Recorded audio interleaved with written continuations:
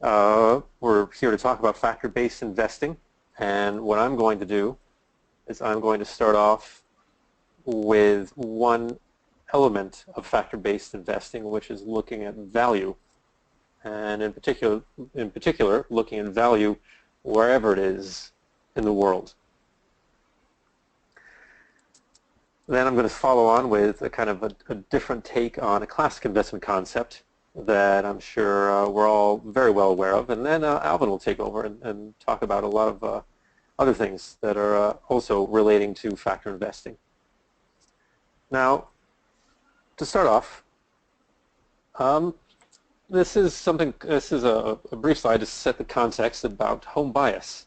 Now, what this is saying is that depending on where you're from or where you're living, that tends to Hi. define where you invest. Sorry. Hi, sorry, we can't see your slides. Would you be able to broadcast? All right, is that better? Okay, we got it. I'm very sorry about that. Okay. Yep. All right. So, fortunately, there was not much to see until just now. This slide shows home bias. That is, what this means is that where you're from or where you live tends to dictate where you invest the vast, or at least a disproportionate amount of your assets. So if you are, for example, Japanese, even though the Japanese stock market accounts for only 7% of total global market capitalization, you tend to invest, if you're an average Japanese investor, a little bit over half of your equity assets in Japanese stocks. And similarly, if you're Australian, Australia accounts for only 2% of total global market cap, you tend to invest 2/3 of your assets in Australia. And similarly, if you're from Singapore, even though Singapore accounts for less than half a percentage point of total stock market market capitalization, people in Singapore tend to invest well over 1/3 of their total equity assets in Singapore. Now, this shows market performance for the past 5 years of different stock markets. It shows the STI, it shows the S&P 500. What we see overall is that markets, well, at least a lot of markets, some markets, have been on a pretty firm upward trajectory, in particular the S&P 500, and that pulls up the MSCI World. The SCI has been pretty weak, and the MSCI ex-Japan index has been pretty weak as well. Now, what this says to me, it says two things. First is that if you've only been an investor focused on the STI over the past 5 years, you have dramatically underperformed the world indices. You've certainly underperformed the S&P 500. You are losing if you have had more than 1/3 of your assets invested in the STI over the past 5 years. The second thing that this graph, I think, shows is that even though today we hear so much talk about stock markets being close to all-time highs, about the MSCI World hitting an all-time high, the S&P 500 hitting highs, there is, no matter where we look, wherever we can always find, whatever time it is, wherever we are in sort of market history, we can always find some place to invest. There's always value somewhere, because not all markets move in the same direction. There are bear markets happening all the time and all sorts of different markets. It's a question of finding where those are. Now, one parameter to use when we're looking for value is is to look for value. That's one of the elements of factor investing that Alvin's going to talk a lot about later. And in particular, we're interested in finding assets that are cheap. I'll explain why in particular in a moment. First, I'm going to define cheap. There are all sorts of different ways of looking at cheap, different valuation measures. The price to earnings ratio, PE, is one standard way. There's price to book. Now, one that has in recent years taken on a whole lot of validity and a whole lot of acceptance is called the CAPE. That's a cyclically adjusted PE ratio. It's also known as the Shiller PE. I'm sure a lot of you are quite familiar with this. What this does, instead of taking just a snapshot of the price to earnings ratio. It takes the average for the past 10 years and it smooths it and adjusts it for inflation. And this really is a way to take a much more holistic view of the price to earnings ratio, and it's really much more fair and much more accurate. It gives a sense of where a market is right now on the value spectrum relative to the past 10 years rather than what it is just now in the perspective of just now. So what we do, let me just take an example here to show how value can work as a way of, as an investment strategy, or at least as a piece of the overall investment strategy. What we have here are the world's cheapest in the world, the world's cheapest markets as of the end of 2015, split into emerging markets and developed markets. And we see Russia being, according to Kate, the cheapest market in the world, followed by Brazil, Peru, Poland, and Hungary. Then on developed markets, all developed markets are more expensive than the cheapest emerging markets, but still they're fairly inexpensive. We see Singapore there at 11.4%, the UK at 12. 11.4. The UK at 12. Now, looking at the most expensive markets on a Cape basis as of the end of 2015, that is, so a year and a little bit ago. We see in terms of emerging markets, Philippines is right up there, Mexico, India is expensive. In developed markets, we have Denmark at PE of 40, Ireland and Japan very high. The US, the fourth most expensive market in the world as of the end of 2015.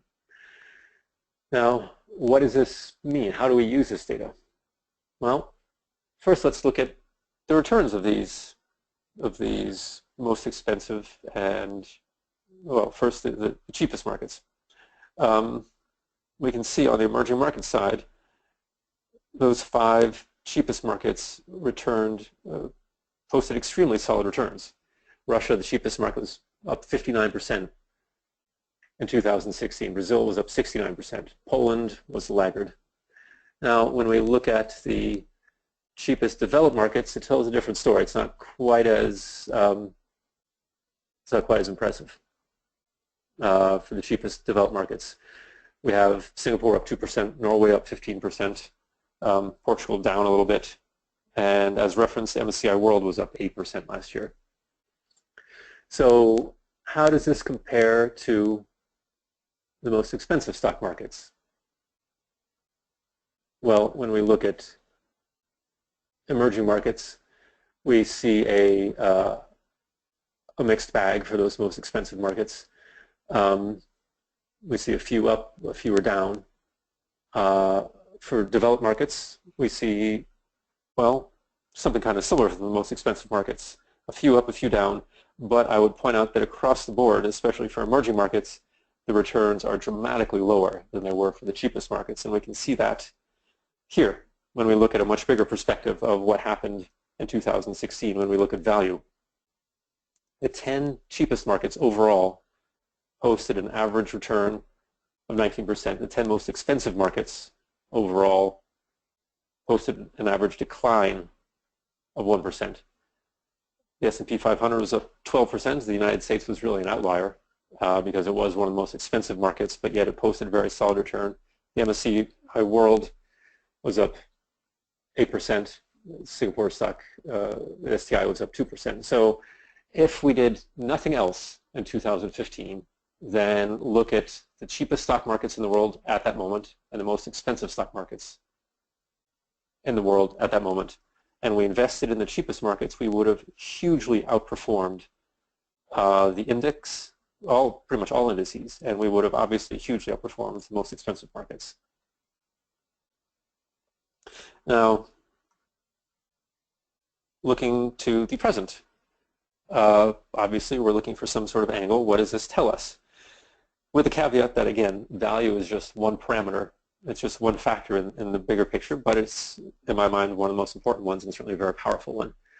If we look at the cheapest markets today on a Cape basis, in emerging markets, Russia's still down there. Russia is trading at a PE of right around 6. 8 shares market at a PE around 8. Czech Republic, Brazil is still quite cheap at a PE of 10. Now, we look at the cheapest markets in developing markets. In developed markets. We see a similar sort of lineup here. Singapore is still around the same level. We have Italy. We have developed Europe, making up the rest of the cheap developed markets. Alternately, where do we see the most expensive markets on a CAPE basis as of right now? In emerging markets, we have Philippines. It's back again. We have Mexico, Indonesia, India. In terms of developed markets, we have Denmark, Ireland, the US, Japan, and Belgium. So what does this tell us? I'll tell you in a moment. First, let me tell you just 2 minutes about TrueWealth Publishing and what we do. We provide independent investment analysis about Asia. We have a daily free e-letter that talks about important investment themes in Asia and in the rest of the world. We have a number of special reports about a range of different investment themes and topics. And I'm the founder and publisher of TrueWealth Publishing. I've worked in banking and finance in more than half a dozen countries over the past 20 years, in Russia, in Sri Lanka, I've worked in the US, I've worked in Latin American stock markets, I've run a hedge fund, and I've come to Singapore. I came to Singapore a year and a half ago to develop TrueWealth Publishing as a way to help deliver actionable investment insight to just normal people who don't spend their time reading the Wall Street Journal, the Financial Times, and who are not necessarily finance professionals. And that's all about TrueWealth Publishing. Now, in terms of actionable ideas from value, well, first, cheap does not necessarily mean buy. Again, it's just one parameter, especially for developed markets. We saw, just using 2016 as an example, we saw how cheap developed markets did not necessarily perform all that well. Next, if we're going to look at Russia, I worked in Russia for 9 years. It's a market I know fairly well. Russia has, for a long time, attracted investors just because it is so cheap. However, on a CAPE basis, again, the CAPE covers a long period of time. I'm sorry, it covers right now, but it has a perspective of an extended period of time. Russia's been cheap for a long time, so it's easy to get excited, easy for some investors who aren't really aware of the context and history. But Russia, in some ways, has been a value trap. Last year performed very well. This was an ETF called RSXJ. It is the small cap Russian index, and it is a collection of stocks that are not necessarily as commodities related as most of Russia and most of the Russian stock exchange is. So it's an ETF that I personally have on my radar. I think that if commodity prices do pick up, RSXJ will tend to perform extremely well for Russia. For H shares, there are a lot of H shares available. There are 2 ETFs that invest in Hong Kong's H shares. One is FXI on the New York Stock Exchange. Another is symbol 2828 in Hong Kong. H shares have actually been a significant focus of what we've done at TrueWealth Publishing. Mexico is on the list of the more expensive emerging market shares, and Mexico has actually been a contrarian favorite. A lot of people have said, well, in the United States, Donald Trump and everything else that he's talked about building a wall, that has punished the Mexican currency, the peso, and Mexican assets. Therefore, by valuations suggest otherwise. It is really quite expensive. Either that's because earnings have come down or because people have already gotten on the side of that contrarian trade. That is a market I would be avoiding at this point. In the United States, again, it was one of the most expensive markets in the world at the end of 2015, and it still is. Again, just in the same way that cheap does not mean buy, expensive does not necessarily mean sell. And if you had sold the U.S. market 2 years ago when it was also looking very expensive, you would be underperforming right now. Singapore, similarly, the STI is been cheap for a long time, as I'm sure a lot of you you know very well, and it could continue to be cheap for a very long time. However, every dog has its day. It's kind of a rude expression, but it means that eventually its time will come. In the meantime, though, there's a significant opportunity cost if you are the average Singaporean investor and have 39% of your equity assets invested in the STI. And finally, Japan. Again, that's an expensive market, and the question there is why would you be focused much on Japan? That would be another market that I would be avoiding. A different way, a different approach of investing in value on a global basis is an ETF, ticker GVAL. It's called the Cambria Global Value ETF. Its approach is a bit too much for me to go into right now, but it does focus on value and value shares around the world. It's quite an interesting ETF. Its performance is quite strong. If this is something that's interesting to you, I would suggest that you do look at that. All right, now moving on. I'm going to say a few words about a concept that I think most of you are quite aware of, talking about diversification, putting all your eggs in the same basket or putting your eggs in a different basket. Now, the proper definition of diversification is it's the process of allocating capital in a way that reduces the exposure to any particular asset or risk. Now, the one problem with diversification is that it doesn't work. It works in some ways for some people for short periods of time, but the reality is that if you think that you are safe because you put a little bit of your cash in the Singapore Stock Exchange and a little bit of your cash in the S&P 500 and some of your money in real estate and some of your money in a bond fund, it sounds good. In practice, there are two main reasons that diversification doesn't work. First problem is that it doesn't work when you need it to work the most. So when there's any sort of crisis in global markets, pretty much all assets on Earth tend to move in the same direction, and that direction is down. Now, what this slide shows is the correlation, that is the degree to which two assets move together between a different set of assets during normal market, well, during an extended period of time from 1988 to 2016. We can see that a number of markets do move fairly close together, but there is some scope for diversification. For example, if you look at bonds and the MSCI Emerging Markets Index, this is on the top graph, you have a correlation of 0.22. That's fairly low.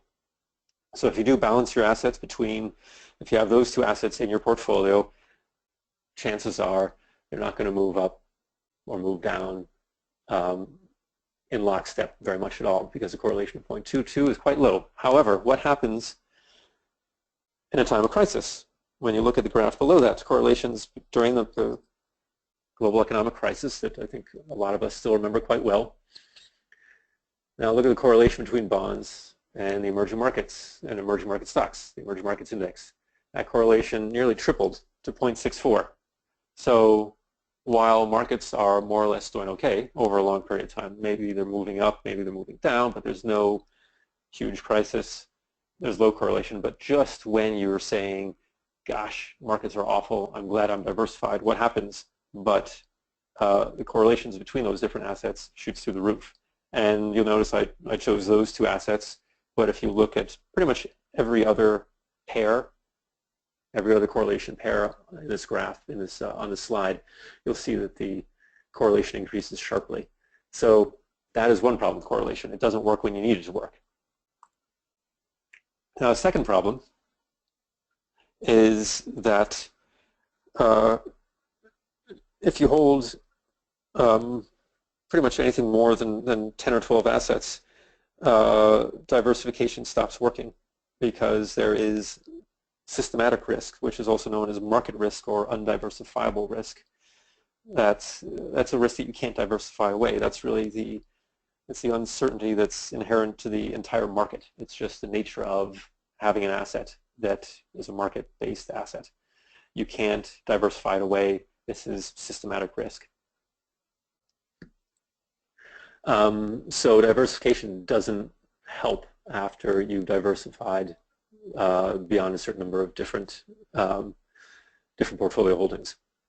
So what happens is you put your eggs in different baskets and you say, this is fantastic, I am diversified. Then what happens, all those egg baskets go into the same egg truck and the truck crashes. We have a crisis and this is what happens.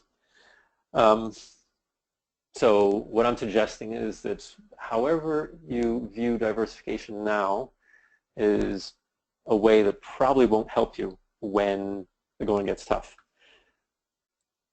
Now, what I'm going to suggest is a different way of looking at diversification. It's a different way of framing it. And I'm going to use a few terms that probably don't make much sense just now. I'm going to talk about personal equity and microversification. Now, equity is what's left over when you add up the value of everything you own, whether it's stocks and your stamp collection and your flat, and then you subtract everything that you owe on your mortgage to the tax man, to your ex-spouse or whomever, and what's left is your equity or your net worth. Now, this is I'm going to kind of demonstrate or illustrate what I'm trying to say. I'm going to tell you a quick story about a former colleague of mine. It's not him, but it's this is some Russian guy holding a bottle of vodka. And my former colleague was an analyst who worked for me named Andrei in Moscow, actually, in 2007. And he was the analyst at the bank where I worked at the time. He had gone to a Russian university. He had gotten a job in finance. He was making good money. This was obviously before the global economic crisis. And my friend and colleague Andrei had some savings in Russian rubles at a local bank.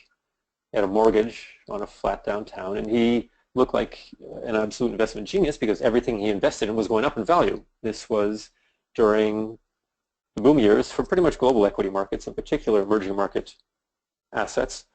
And he was doing well. Now, you might look at Andrei and say, well, was he diversified? And you say, well, he held some real estate. He held some stocks. He held some cash. So, yeah, he's diversified. In a lot of ways, at least. But the thing is, this is a very insular view of diversification. And it's one that I would guess a lot of people adopt wherever they live, however they live. They hold a lot of assets in the same country, in the same banking system, in the same stock market. And you might say, well, if I'm going to live in the same country, then I should have all my assets there, right? Because that's where I am. I don't want to hold cash somewhere else because I don't need American dollars. I live in Singapore. Well, what happened to Andrei is he thought he was very well diversified. It turned out that he wasn't. Andrei's egg truck crashed. He lost his job. I had to fire him. The ruble collapsed. The value of Andrei's savings fell by half in real terms.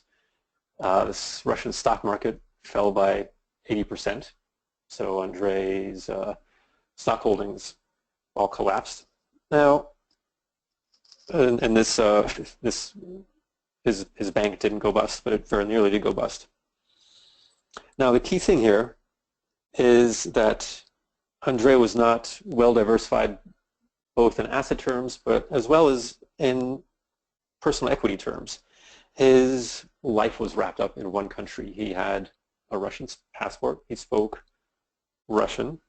He had gone to school in Russia. He had never lived anywhere else. He didn't have any real experience of anything else. So if we think about your personal equity, equity is your net worth. Your personal equity is your net worth today plus your potential and how that potential is diversified in terms of your education, in terms of your background, in terms of the languages you speak, in terms of the experiences you've had. And Andrei learned the hard way that he was a whole lot less diversified than he thought. So many of his assets were in one country, in one market, and he also was not at all well diversified in terms of his personal equity, in terms of his background and everything else. So what I'm suggesting here is a kind of, instead of diversification, look more at macroversification. How well have you macro-versified, and that is diversification in a macro sense, not just your cash today, whether it's in this market or that market, because diversification, as I was saying earlier, doesn't work when it really has to work, but rather look at your total personal equity in terms of both your financial assets as well as everything else that you use in life that you will use to build your personal equity, and apply that and see how you can macro-diversify your personal equity before the next crisis comes along. And that is what I have to say just now. I am going to turn over the presentation to Alvin. Thank you, Kim. I'll take over from here.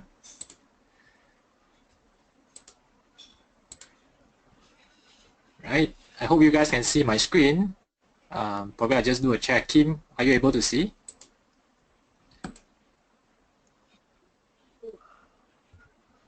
One moment. Hi, Kim. Are you able to see my slides? Yes. All right, great. Okay, so thank you, Kim, for covering the concept of macro diversifying. So I'll give you another concept of diversification. So instead of going beyond countries, going beyond asset classes, which most people are prescribing, so there's this new movement about factor-based investing, and actually you can diversify your portfolio via factors, and there are a few advantages. So I'll go through from the diversification perspective first. All right. Just to introduce for myself. So I'm happy to do this joint webinar. It's the first time that we have done this together with Kim from TwoOil, and I'm the founder and CEO of Dr. Wealth. So the audience is made up from this, the fans from these two sites. So happy to speak to both camps. And just warning to you guys, please don't get out of this webinar, because our webinar is capped at 100, so it's full now. If you are out, you might have some difficulty getting back in. All right, so stay with us. And I'm an author for these two books, Secret of Singapore Trading Gurus, as well as the Singapore Permanent Portfolio. So we do run some of the investment courses in Singapore on value and dividend. That's our flagship ones. And I'm a regular speaker, so some of you may have seen me somewhere somehow. All right. And our mission is to help people invest better, and people who cares about learning about investment, because I guess not everyone wants to do it themselves. Most people rely on their financial advisors, but there is a group of people who want to manage things in their own hands. So that's how we serve people like them.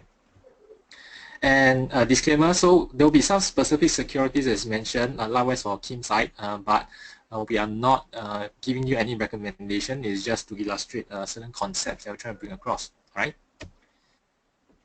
So let's start with factor-based investing definition first. Okay, so it's quite a new word, and basically, if imagine this, right? We know there are certain investment gurus like Warren Buffett, and they always have their secret sauce that's highly guarded. But actually, what if we can break down this secret sauce into a few factors, okay, or into a few characteristics that Warren Buffett probably would unknowingly stick to, and we are able to identify them. So this was what the academic community was trying to search for. What can we break down certain strategies into a few metrics that we can look at, and it can help us identify the future opportunities that come along with it, and that can give us performance that's excess in terms of compared to the market returns. All right. So in fact, that is what kicked off the entire factor-based investing movement. Okay. But let's talk about a bit of the history thereafter. But we focus on the diversification first. So this is a quick table taken from the book Your Complete Guide to Factor-Based Investing, and there are about this book presented 6 factors here, but I'm going to just talk about 5. All right, and tell you the differences later.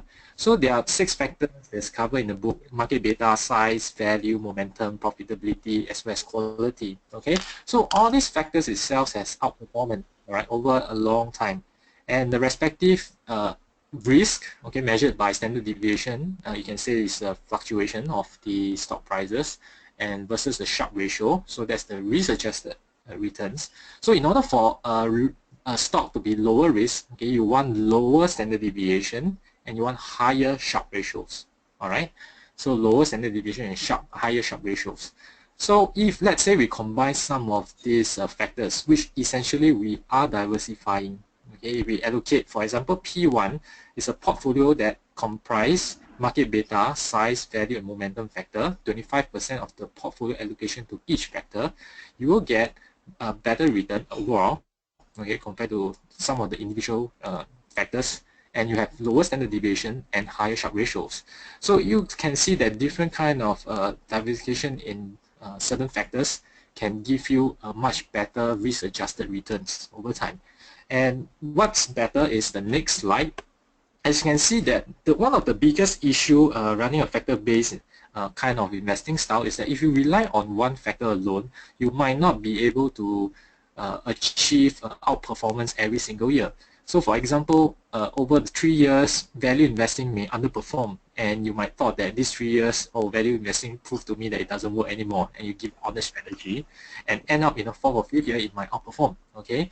So there is none of the factors, right, are able to perform year in, year out throughout history.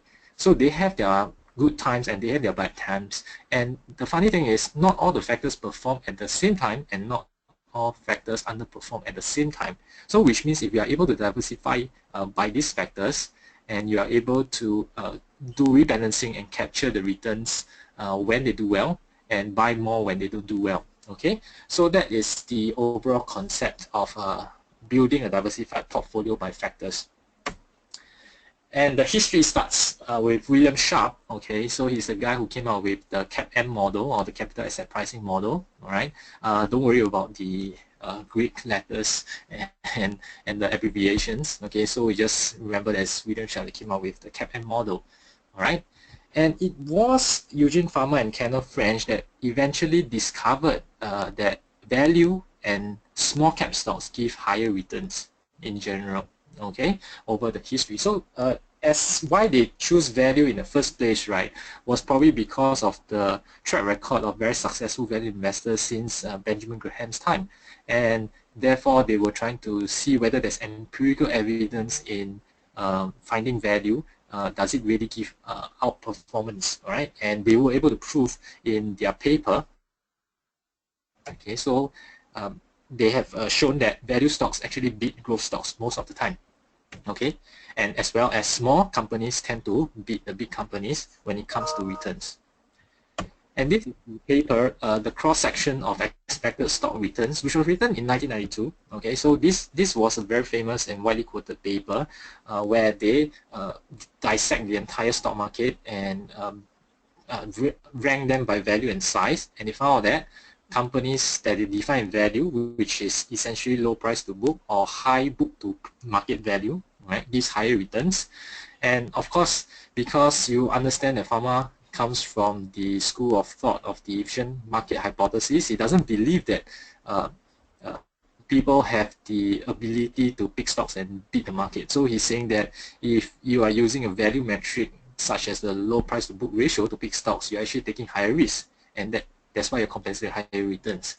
But there's also the other side of behavioral finance experts who say, no, it's not true. It is because of loss aversion.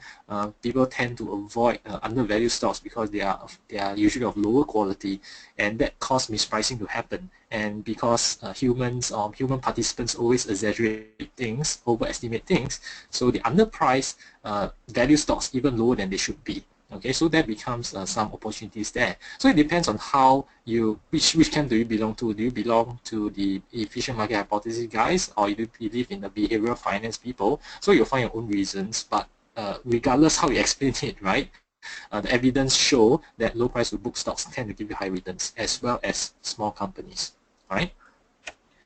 And there are a new generation of ETFs that can give you certain exposure to these factors, and they have this name. They name these ETFs called smart beta ETFs. All right, so if you hear smart beta, is the new generation of ETFs that get exposure to factors. But word of caution is that not all smart beta ETFs are equal. and if you really want to dig into their definition of these various smart beta ETFs, they may not be close to what the researchers have been using. So be very careful the metrics that they are using, and if it's a deviation, it might not be able to get the excess return that they are suggesting. All right. So there's this iShares S&P 500 value ETF. So you compare, right? So the composition is probably almost the same, just that they weight a lot more to the value stocks as compared to the growth stocks. Okay. So you can see the blue line, which is the S&P 500 value ETF. It has been outperforming the S&P 500 ETF, the plain vanilla SPY or the index itself. Okay. And this is the size. So you can also see that if the funny thing about equal weighting is that, for example, S&P 500, right, they tend to weight more of the index composition towards the bigger companies by market cap, right?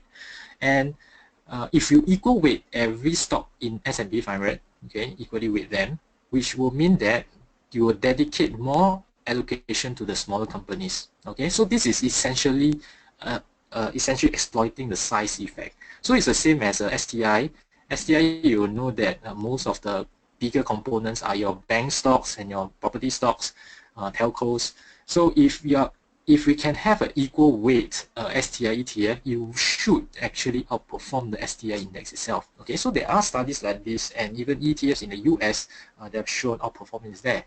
And most of the ETFs I'm going to show you and discuss about here are mainly from the United States, because they are the #1 equities market in the world. They are a lot more advanced in a lot of these products.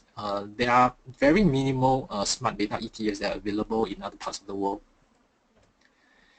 And let's talk more about the value and size, because since they are the first two factors that is being discovered. Okay, so Benjamin Graham has been famous for coined the father of value investing. So he has a strategy called the net strategy. I will not illustrate or elaborate on it here. You can go and search the internet. There's enough literature that's written about this.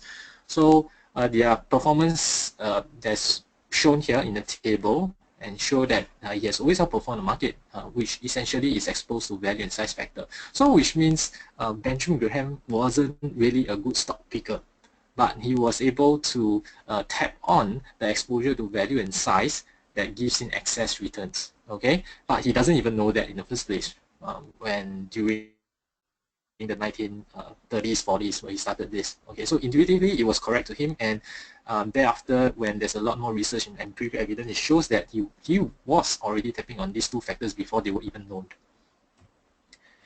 And another famous value investor, Joel Greenblatt, so he came out with the magic formula. So likewise, fantastic results and returns compared to the market index when the strategy itself is exposed to value and size factors. And these are our returns as well. So we picked stocks based on value and size in Singapore, Malaysia, and Hong Kong. So we've been doing fairly well over the past 3 years or so with this portfolio of ours. So I guess this is how it is being practiced in real life, and that's also one reason why throughout the past 100 years of history there are a lot of successful value investors. This is the scientific explanation to the value and the size factors. And next I'll talk about the third factor. Okay, so most people would think that buy low and sell high is the only way to make high returns. But actually the third factor that we're exploring is called the momentum factor, which researchers also have found with enough empirical evidence that when you buy a stock that has probably been the best performing in the past 1 year, it tends to go up even higher and give you higher returns. All right. So this is where we talk about momentum factor, and probably you can draw some relevance, right, from Kim's presentation just now. He mentioned that even though US was one of the more expensive market in the world, but it still get a very good return in year 2016 with a good 12% return that beat most of the markets in the world, despite being most expensive. So you can say that US as a whole, the stock market is riding on a momentum factor and that persists for a period of time. Okay, so this was discovered by a few researchers, but the more renowned paper was this by Jagadesh and Tignan.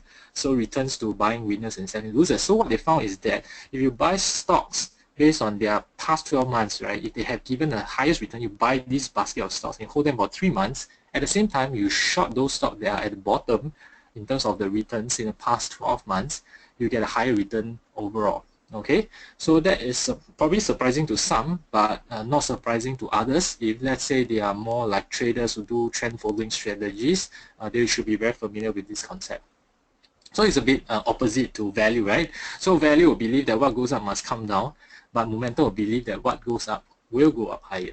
Okay, so but both specters work, they just work at different times, because research has also found that they have very little correlation between value and momentum. So they make very good diversification factors in your portfolio.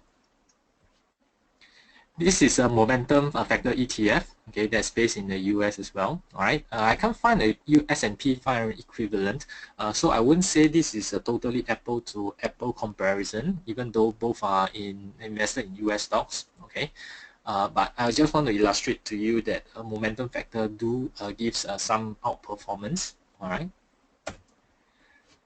And this is some practitioner like Bill Dunn, who is a trend follower, and you can see his performance throughout the past 40 years. So he has been doing much better than the index itself.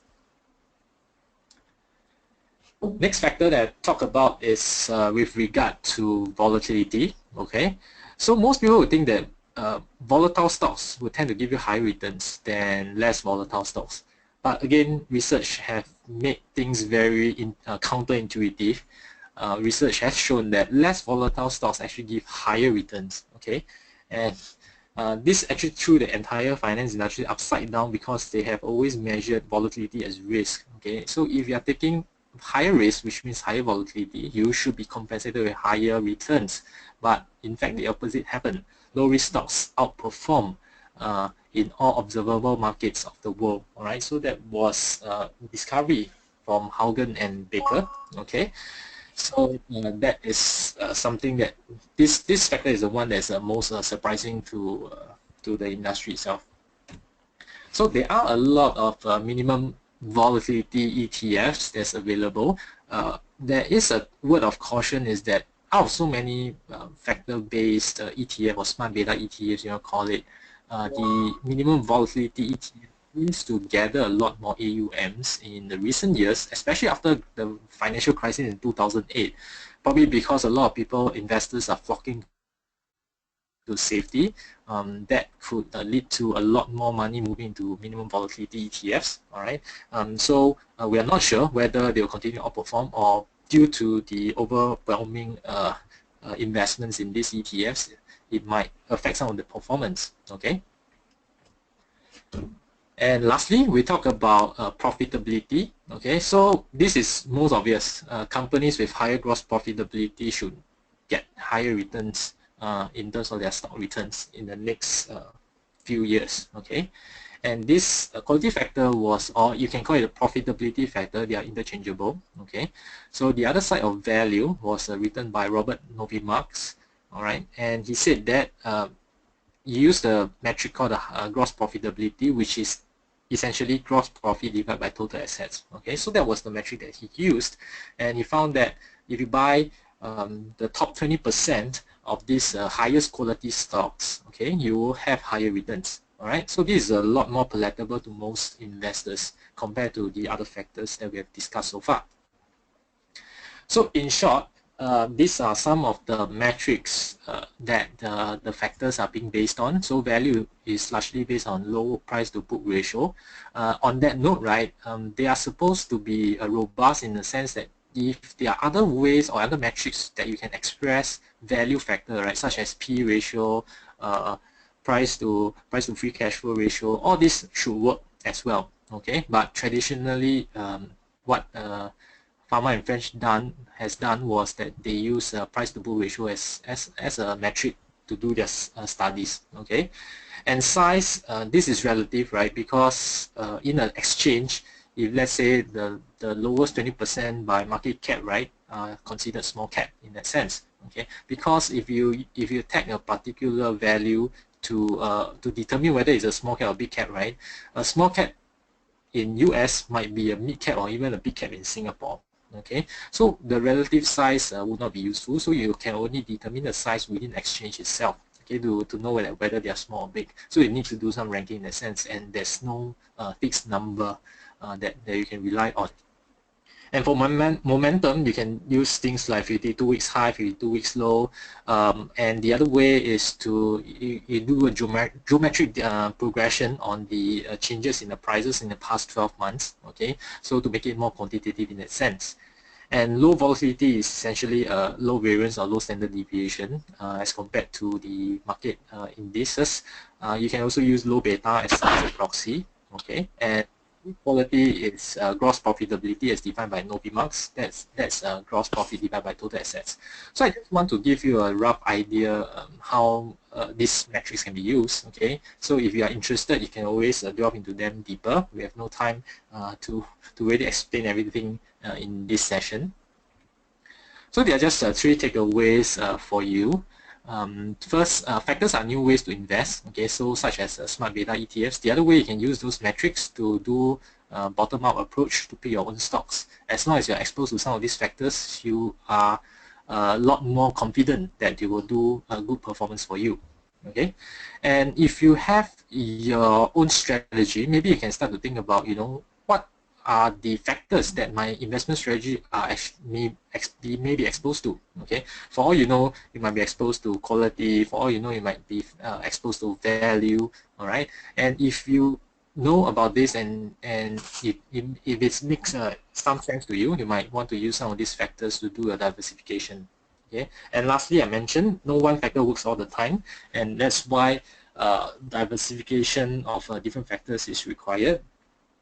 So that your holding power will not be challenged when a particular factor does worse. All right. So that's my end of my presentation. So we'll actually now open the floor to questions. Okay.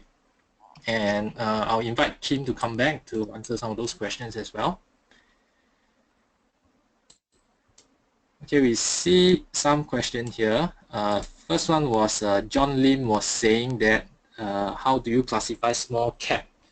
Okay, for size, as I mentioned, it is dependent on the exchange. So I would say, if let's say you want me to force me to say a number for Singapore stocks, right? I would say that anything below 200-300 million is considered small.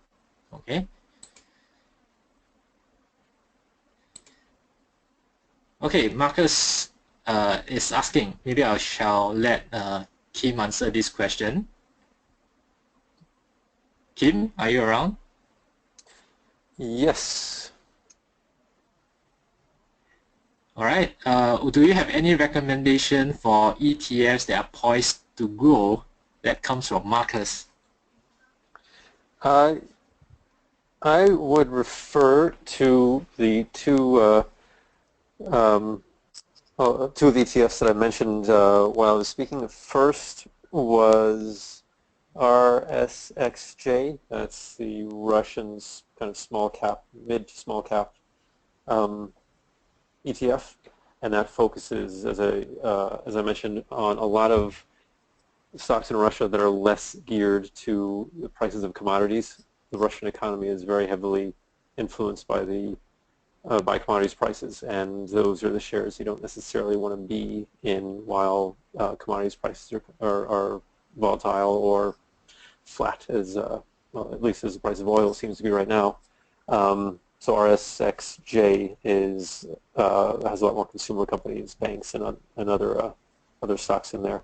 The other one that I'd mention is GVAL. That's the ticker. That's the Cambria Global Value that I mentioned, that focuses on and has a number of parameters. It's a smart beta ETF that looks at global value. That is, it's performing quite well and has a very interesting strategy. So those are the two that I would look at. Sam, yeah. Okay, sorry. Sam has another question. Since you talk about macro diversification, really diversifying beyond your own country, and he was touching on something that is probably controversial at this point in time as an investment instrument, which is Bitcoin. Okay, so what do you think about Bitcoin as a form of diversification? I think Bitcoin. I think everyone should view or should consider buying some Bitcoin, simply because I think that, well, all of us listening here, whether we're wherever we are and however old we are, my guess is that our children, and certainly our children's children, will be using either it's Bitcoin or whether it's the son of Bitcoin or the son of the son of Bitcoin a lot more than cash. Cash, I think, in the bigger picture is on its way out. We already see that in a number of countries. We've seen it obviously in India. Cash just is inconvenient for governments that are looking for greater control. Cash is also inconvenient for the consumer. I think that vehicles that are a lot more transparent and which ultimately will be so much easier and cheaper in terms of just the friction associated with transactions like Bitcoin. I think that is the future. We actually recently wrote a piece about this, about how everyone should try to buy $100 of Bitcoin just to go through the process, just to learn how. And would I invest in Bitcoin? I don't know enough about Bitcoin to really make any sort of credible statement about that. But I do know that I think it's a good idea for everyone, I believe, who is financially literate and aware to begin to understand more about Bitcoin. And the way you do that is by buying some token amount of it. Yeah, thanks, Kim. I'll just chip in on that Bitcoin thing, right? So I do personally own Bitcoin, okay, one Bitcoin, okay, which was bought like a few years ago, right? The reason why I buy it was because I saw some diversification benefits that it goes beyond gold. So gold has always also been talked about as an alternative asset class, and it definitely those who are very worried about the fiat currency, the political climate, the loss of trust in government, so people tend to flock to gold as a safe haven, right? And there are enough counter arguments that why gold is not a good investment, and there's also another camp that believe that gold is a very good investment. Okay, but I guess at the end of the day, there's no harm for us as individuals to carry some of these products. Okay, and the reason why is very simple for me. Why gold is a good diversification? Because imagine, let's say I buy stocks, which is paper, right, which is securitized, and if I buy bonds, which is also securitized, is paper form, okay, and they are probably stored in, let's say I buy in Singapore, they are stored in CDP, okay, and let's say I have cash in the bank, is also with the institution, right? So if anything happened, if war break out or anything, I can't get access to all these instruments. I can't sell them because the exchange is probably closed. But the only thing that can probably bring along is a gold bar, right? And it is a portable wealth because a small piece can carry a lot of wealth because it carries a lot of value in that sense. So I actually buy into some gold. And why Bitcoin is even better than gold is because you don't even need to carry it, right? You can store it anywhere in the world. You can use it anywhere, activate it wherever you go. So it makes migration during stress a lot easier. You don't need to carry a bag of gold and get caught along the process, right? So there are very adverse scenarios that I think about. That's why I think they are good items to own for an individual investor. Okay. We have the next. Let's have a question to Kim. Where do you see commodities as a means of diversification? Do you see any near-term potential for copper?